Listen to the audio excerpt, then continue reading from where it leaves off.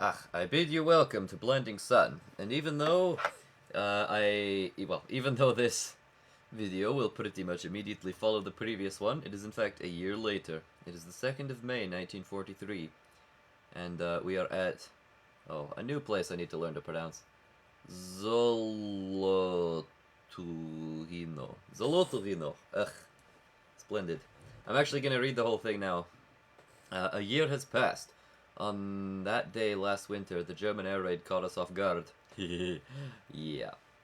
Usually we got at least some advance warning of incoming enemy bombers, infantry in the trenches would spot them, patrolling aircraft would radio back to base. At the very worst, our own ground crews and observers would spot the black dots on the horizon. But those water boots seemed to materialize right over our heads. It's not surprising that the results were so devastating. We lost pilots, planes, ground crew, 2 flat gunners. 12 men lost their lives in the course of a few minutes. 2 of the new MiGs collided while trying to land, and I buried the nose of mine, but whatever. One of the pilots was still alive when he was pulled out of the burning wreckage. Below his waist, the flight suit burned completely off, and a few buttons and metal brackets remained embedded in his flesh. Ugh. His face was calm, and he looked at us inquisitively for a couple of minutes before his eyes stopped moving. That affected me more than anything else in the entire war. When I was told that Major Nazarov had also been killed... Oh, he's also been killed. Okay, I barely paid attention. I had thought I was ready to die in battle for the last 10 missions or so. Oh, blimey, I felt no fear, but now we were seeing past that poor bastard. My heart sunk just thinking of the airplanes. I knew I had to fly as soon as possible before the fears began to set in. I needed to take the replacements out too.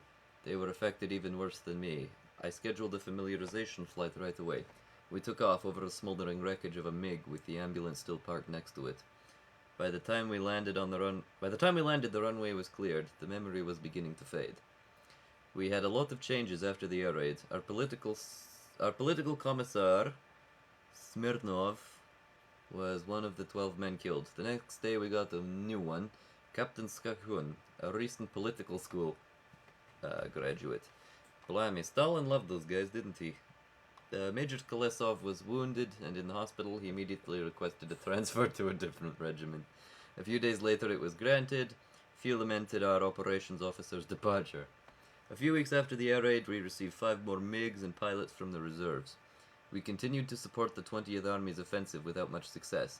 The offensive broke down at the Yuknov-Rzhev defense line and was soon called off. Coincidentally, I think that's the campaign that Tailmage is doing right now, is around Rzhev. I highly recommend watching it. By the summer of 1941, we were transferred to the 1st Air Army, and we defended our retreating troops during the German summer offensive. By the end of October, we barely had any strength left, and the squadron was deactivated and moved to Siberia, where we'd been reinforced to full strength and trained on a new plane type, the Yakovlev Yak-1. I finally got it. The pilots liked the new fighter immediately. Light and responsive, the Little Hawk inspired confidence. We finally felt that we would meet the Germans on equal terms, and we trained for 4 months, and then spent a few more weeks deployed to the Strategic Reserve, wondering where we'd be sent next. On April 1st, 1943, our orders came through. The 519th was attached to the 283rd Fighter Division, 16th Air Army, Central Front. The Central Front had been in existence since February and made up the units on the former Don Front fighting in the Ural region. The Central Front went on the defensive in late March, forming the northern flank of the Kursk salient. The front was commanded by the famous General Konstantin Rokossovsky. Hey, I actually got that right. We returned to the same airfield we'd occupied since the summer of 1942. The 519th had the following strategic objectives: to defend the Central Front and units of the Kursk Railway Junction, and to escort Sturmoviks wherever they had to go. This time the made-up fighter squadrons were once again modified, and we had 3 squadrons instead of 2. Our pilots were better trained, our aircraft were on a par with the enemy's, the German air superiority was waning. Still, we suffered heavy casualties. In the first 3 weeks, we lost 12 planes and 10 pilots. By now, reinforcements arrived almost immediately, and we were rarely under strength. Unfortunately, the rookies rarely lasted long. They faced aces of the famous Moldes squadron, and didn't stand much of a chance. Mission briefing. New replacements have arrived fresh out of flight school. CO orders a familiarization flight for all of the replacements. Each will fly the wing of an experienced veteran. Okay, so we'll be flying to the front and familiarizing with the theater of operations. I'll be taking 2 Yak 1Bs with me. And aircraft customization, please select Yak 1B 5/19th IAP paint scheme and turn off markings. Okay, I will do that. Let's have a look at that. Oh, it's beautiful. 519 IAP and turn off the markings. Oh, that is a magnificent machine, if ever there was one. And it's actually adequately armed as far as I know. I mean, it has... Yeah, so this has a cannon through the nose, I believe. I could actually be wrong about that. But I will keep my weapon convergence distance and everything like that. And this is gonna be great. I will see you on the runway. Ugh. Isn't it beautiful, this Yak 1? Oh, with something we so desperately needed. MiG-3, great interceptor, but it's not a dogfighter, and I will not miss it in the slightest. Okay, let's push it up. Here we go. Keep her straight on the runway. Requires quite a bit of left rudder. And there's a U-2, which is a biplane up there. Don't know what it's doing. They tended to use them for reconnaissance and sort of night bomber. There were a whole bunch of Soviet women's squadrons known as the Night Witches who would go over and bomb German camps at night. But that is very interesting. And it would make for a very good campaign, but I don't know if anyone's ever actually done one like that. I don't know. I shall have to see. But what we need to do now is admire our beautiful machine with the sun behind it. I mean, that's what it's all about right there. Our Yak 1. It's fantastic. Actually, I guess I shouldn't let the rookie who's supposed to be flying with me fall behind. I'm only responsible for one other aircraft, so...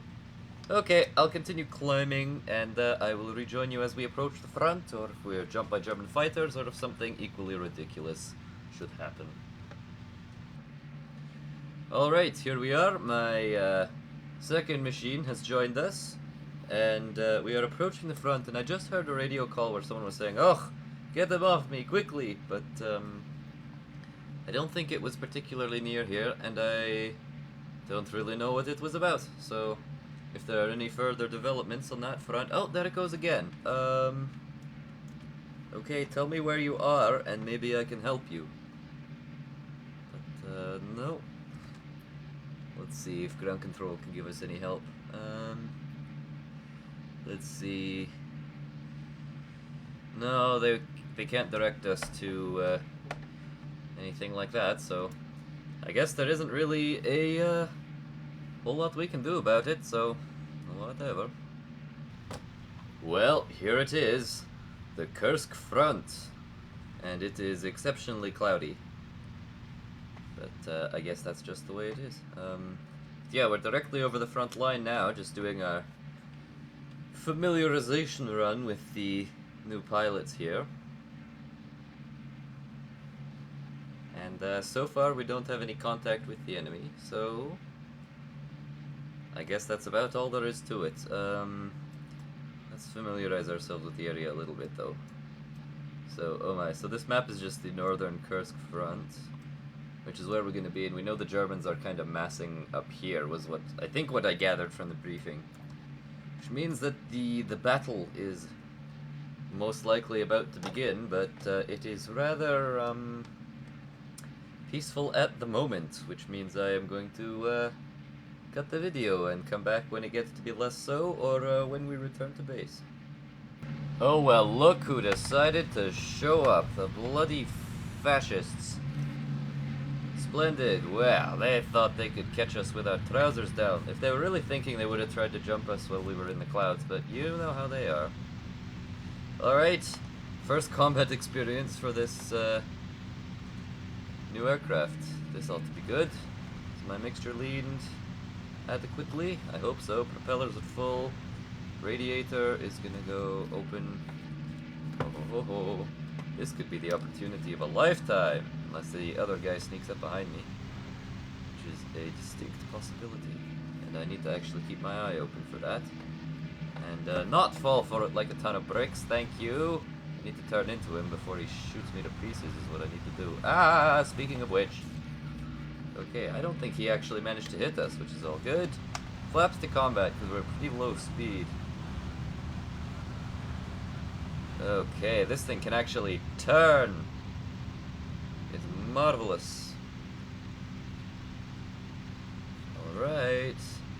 Let's see if I can get off a frantic mayday. Someone please help. Thank you. Flaps up. I said flaps up. Oh, they are up. Okay. Where'd the German go?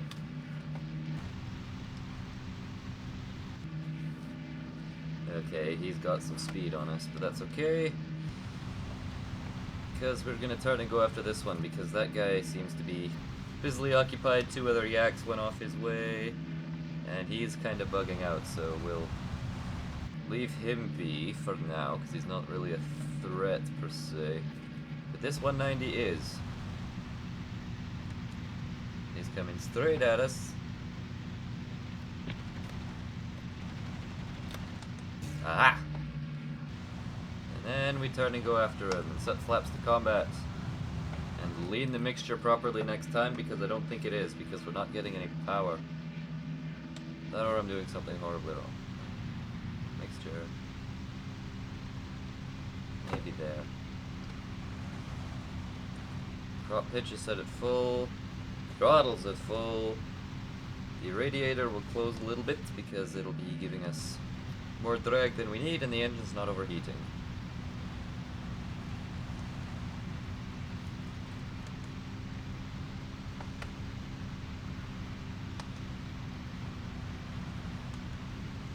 Come on. I'm gonna get you today. Today's gonna be a day of vengeance. Uh-oh. It's also gonna be a day of G's because we're going so bloody fast, though. Pants. Sorry, my accent slipped, but I had to say it. Where'd he go? What how did he, what did he do? Oh, he's over there. How did he manage that? Okay, we need to get some speed up, so let's get those flaps retracted. These Germans like making head-on passes at us these days. I don't know what that's about.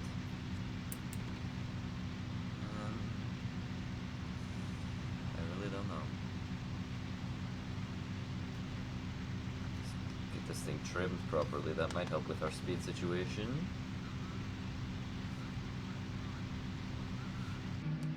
And also those 190s are probably just plain faster, but what can you do except make sure there isn't another one slipping in behind you? And when you realize there is, you immediately split S before, oh yeah, and he's going after my comrade over there, but now he's overshot and the engine's overheating, so I open the radiator.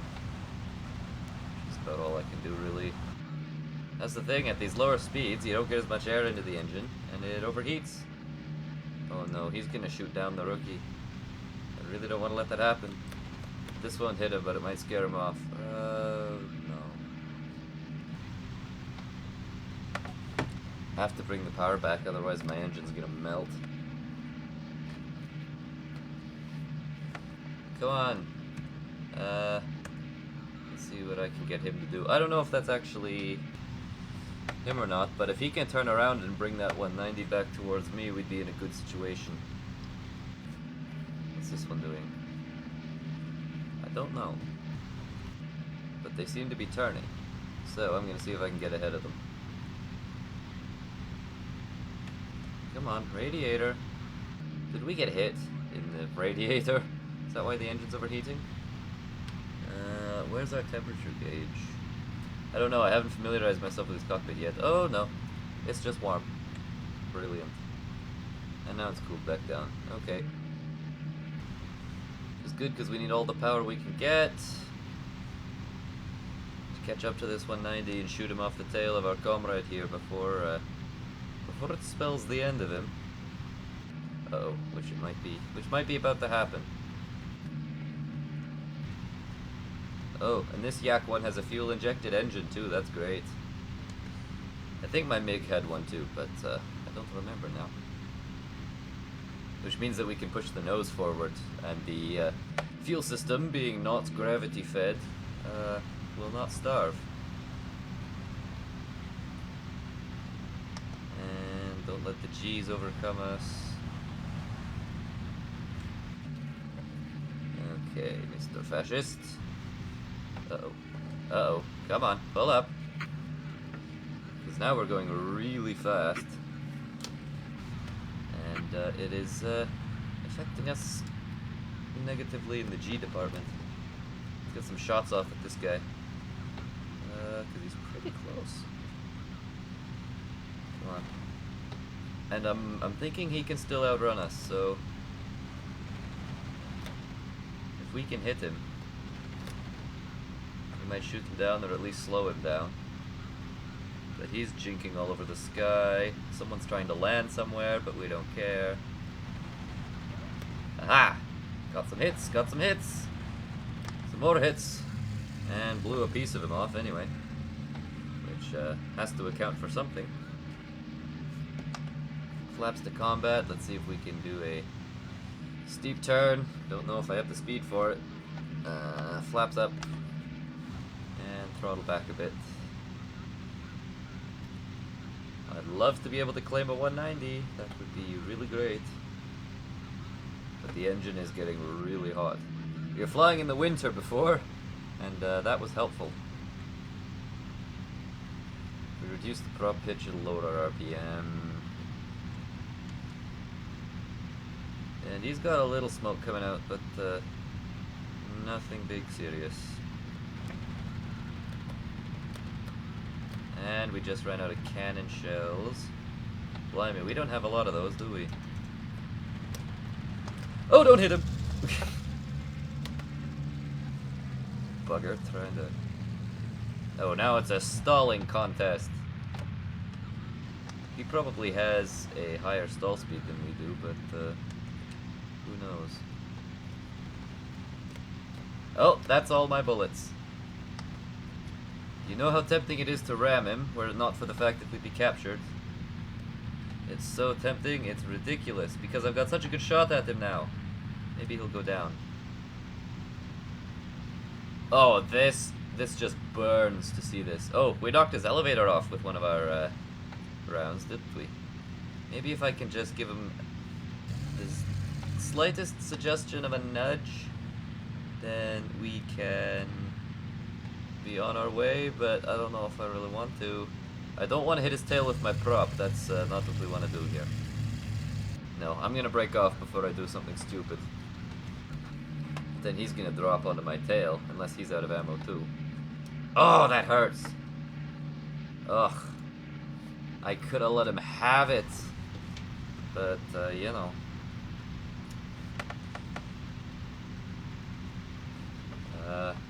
You must blow raspberries and make obscene gestures at him. But that's okay, he's bugging out too. Okay, I don't know what happened to my wingman. Let's see if I can get him to rejoin. I don't know where he went, but anyway, I'm gonna head back to base because we've exhausted our ammunition, so there's really not that much to be done until the situation improves, so I'll see you there. Okay, we're just now passing over a friendly airfield, and my wingman has joined up with me, and we're heading home. Alive, if somewhat irate at not being able to shoot a fascist. Alright, we're home, and there's a traffic jam at the base. So I'm going to be very clever and see if I can slip in and land when no one's looking. And I'll tell my group that they can return to base. As far as I know, it's just him. So, whatever. See, there's an aircraft in the circuit. I'll slip in behind him.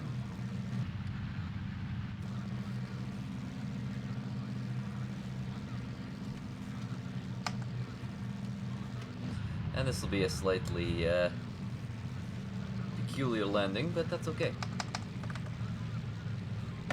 We'll slip in right behind this other Yak. which is very dangerous, but that's okay. And tail wheel is locked. Turns out I didn't have that. I didn't have that control set up, so that is why that was an issue. You know what? We're gonna come in over the top of this guy so that we don't collide with him.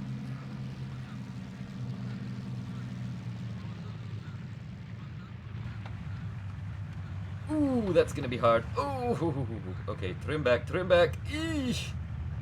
This is gonna be a hard landing, but that's okay. First landing in the new plane. What can you do? We can keep it on the runway so that we don't die. There we go. Flaps up. And here we are. Unlock the tail wheel and just saunter over to the parking area and try not to bury the nose this time. That would be nice. Alright, mission is complete. We did our familiarization. We got jumped by the Germans. All in all, pretty good day. We didn't die, and there is not a scratch on our plane as far as I know. Or any bullet holes in it would be the more prudent thing. But we're home. Oh, no, not yet. So I'll shut down the engine. Chocks in, okay. Chocks away, chocks in, whatever. Canopy, do I have something to open the canopy, or does the canopy open? Who cares? And no more kills, but we're alive. And that is lovely. So next time we're going to do something else. I said, great job, Sergeant, apparently. Or did I say this, or did someone else? That was excellent for your first dogfight. You can pull a little harder in the stick on the future. Better that way, can't follow you at all, blah, blah, blah, blah. Don't worry about kills, you're just gaining experience. Aha! Yeah, that's kind of important. Okay, so I will see you next time in the land of the blinding sun, or something. Which would be the steppes of Western Russia. But goodbye, toodaloo.